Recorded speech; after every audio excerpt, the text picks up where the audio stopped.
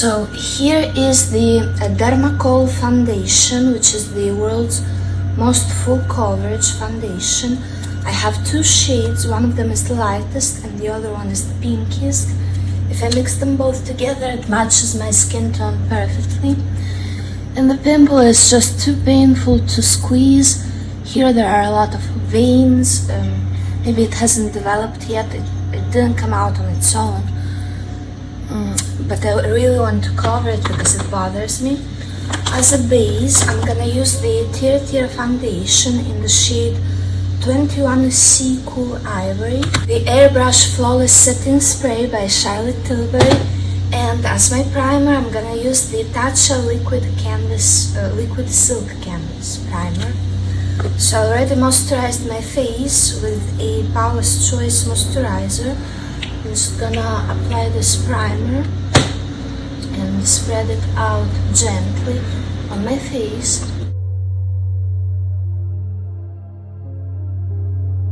I'm gonna add the excess all around this pimple, like some extra. And I feel like this primer makes it so easy to wash off my makeup afterwards, like at the end of the day, because it creates like a barrier between the skin and the foundation. When I just use the primer by itself and I don't put any makeup on afterwards, just for it to smooth my pores and fine lines, wrinkles, whatever you want to call it.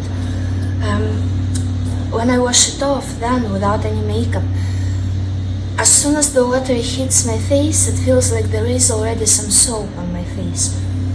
But it's not like that soap that bothers you, it's nice. So the feeling of it is really nice.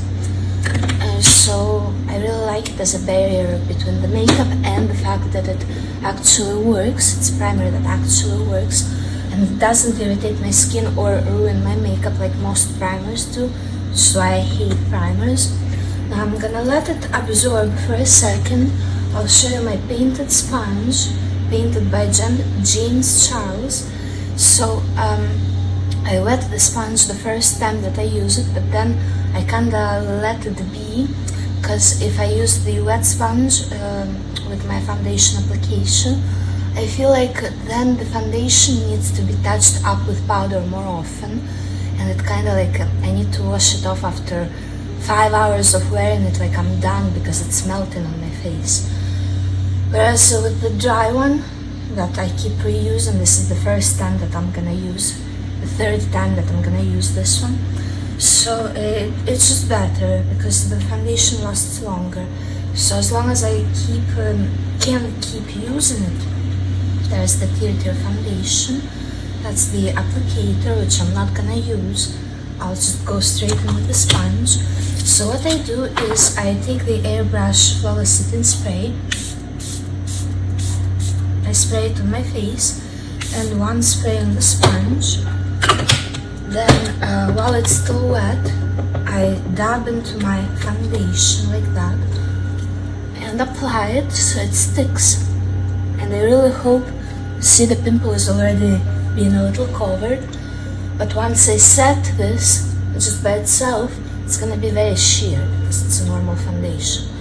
So I'm just gonna carefully apply it, looking in the mirror, all over my face, and on top of it as a concealer basically, I'm gonna use the world's most full coverage foundation around the pimple and the T-zone as well, and we'll see how it unfolds.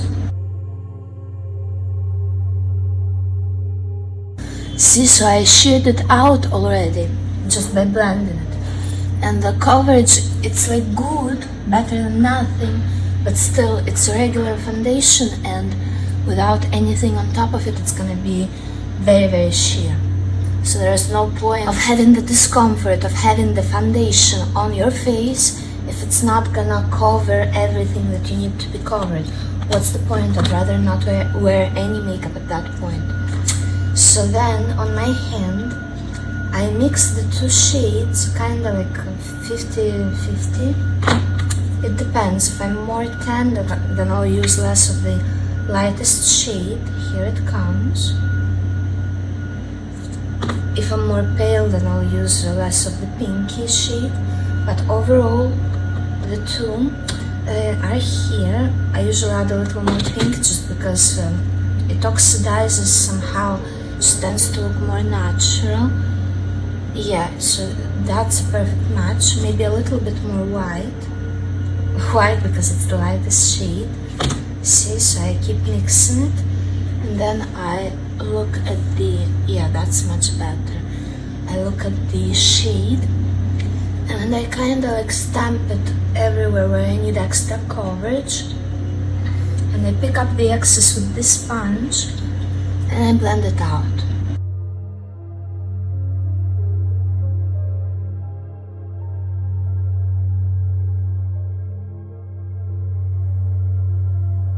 Now, even the world's most full coverage foundation is still leaving a little bit of that pimple there. So maybe if I put a little bit more coverage on top, just a little bit more.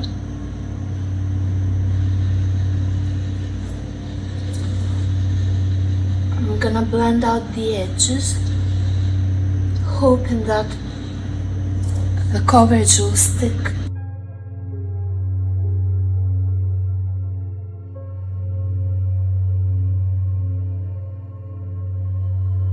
Okay, so now that it's freshly blended out, I'm gonna take the translucent powder that I prepared already and just set the whole face gently with this brush, because if I go in with the powder puff right away, it's gonna be a little too chunky. The powder will stick to the wet foundation right away and it's gonna be super chunky, which I don't want. I want a softer application.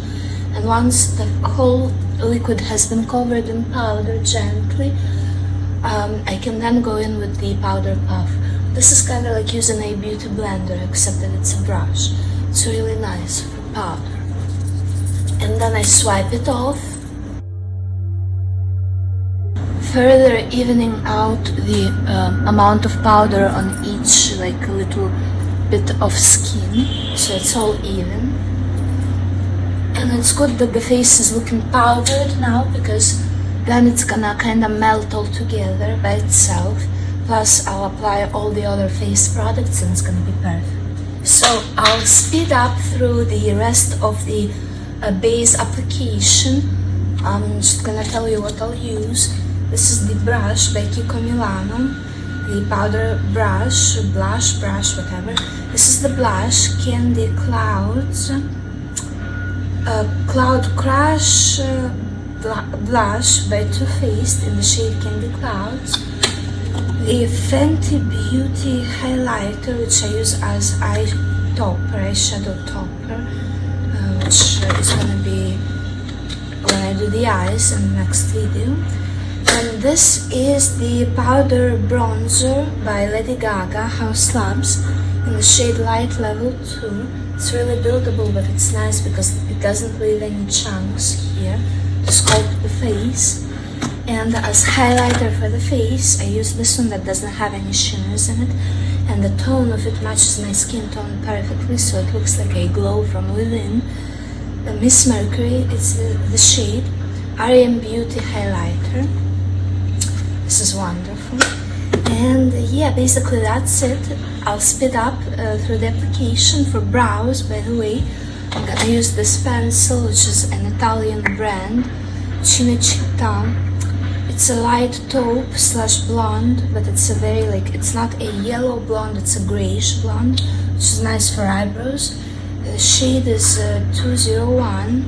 Cinecittà is the brand, so if you'd like to look for it online, if you have blonde eyebrows as me. So I'm gonna start the time lapse because I explained to you everything.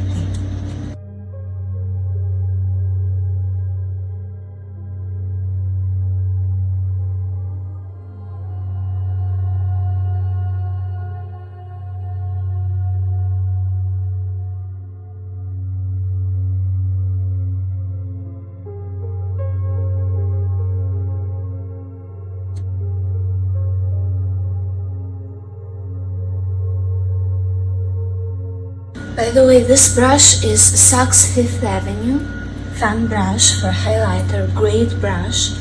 Then this one is by e.l.f. It's really nice to sculpt the cheeks with it. This is another sculpting brush that I use for bronzer. It's a collaboration of Disney with Kiko Milano, the Italian brand. And this side of it, which I really like, it's like extreme sculpting, and I do it sometimes with a darker bronzer, but right now I don't feel like it because I really need to do some underpainting with a darker foundation here to really like super sculpt the cheeks. Yeah, and this side was kind of easy to apply the first layer because it's again like a fan brush, and then I sculpt like precisely here. Yeah, and now to my eyebrows, and that's it. Okay, so now I'm gonna take this Kiko Milano Powder Puff, the L'Oreal Too Much Cool Toned, the lightest shade powder. This is the best powder for at least my face. It's better than any other.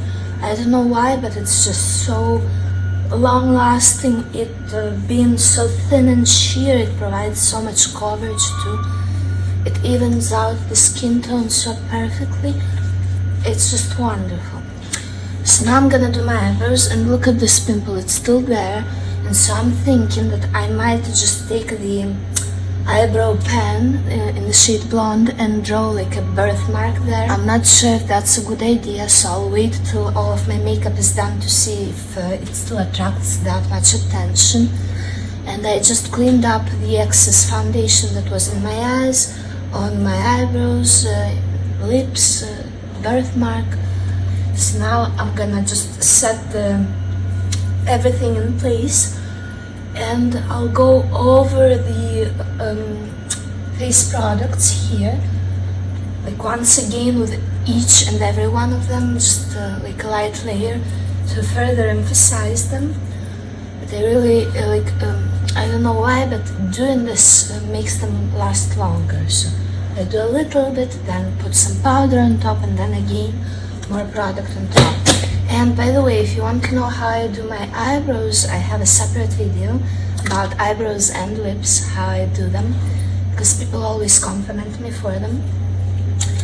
So if you'd like to watch it, it's already on my channel. Just go and find it and watch it.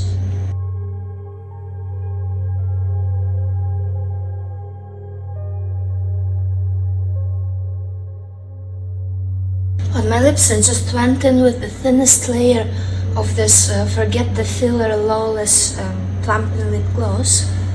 It's baby pink, and it's like if you apply a very thin layer, it absorbs into the lips, it moisturizes and nourishes the lips from within, and the plumping isn't really there. I can feel the tinkling sensation if I apply a thick layer, but overall it's more like really moisturizes the lips. It makes them appear healthier, fuller from within. This is what I like. Okay, so now I'll do my eyebrows, and the base is done.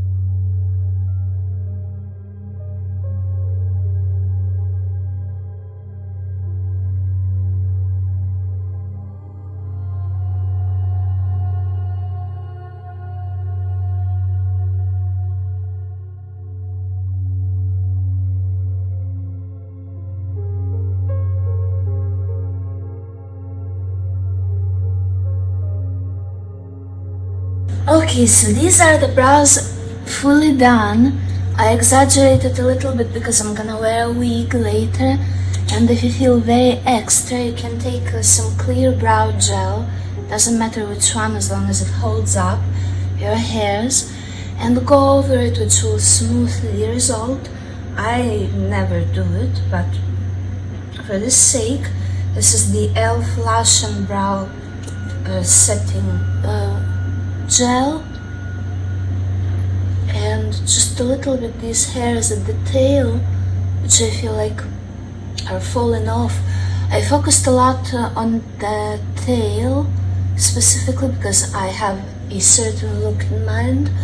And by the way, notice how important layering is with makeup. So just keep applying the same products, one, then the other, then the other, then the other, like number one, number two, number one, number two. And you layer for it to look natural, and until it looks perfect, you just don't stop. But obviously in very thin, careful layers. Don't just layer for the sake of layering. And you just brush, like I barely applied any gel. I dipped in it once. I'm just brushing, and I know that they will stay there because my hairs, eyebrow hairs don't need any gel. So even if I applied just a little bit, I know for a fact that it's gonna hold everything up more than well. I see that I'm beginning to shine, so I'm gonna just stamp a little powder here and there. Maybe even just apply it with a brush because it's a little easier. I did too perfect of a job.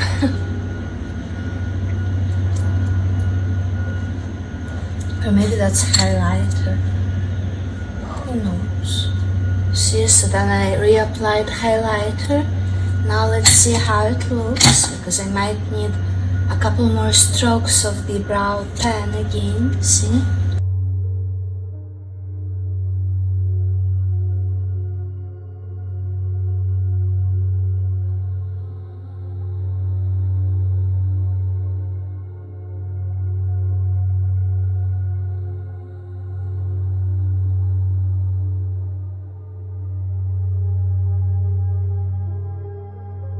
So if you look at me from far away, the pimple isn't that visible anymore.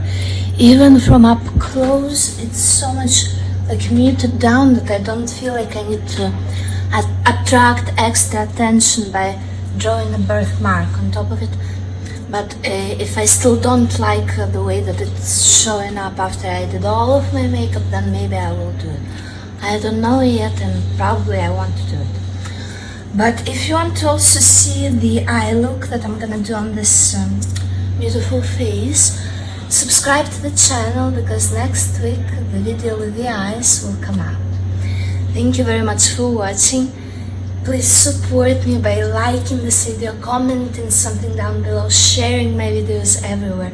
And of course, please subscribe to my channel and check out my social media accounts that are linked in the description down below for you. Thank you for watching. I wish you all the best. Bye.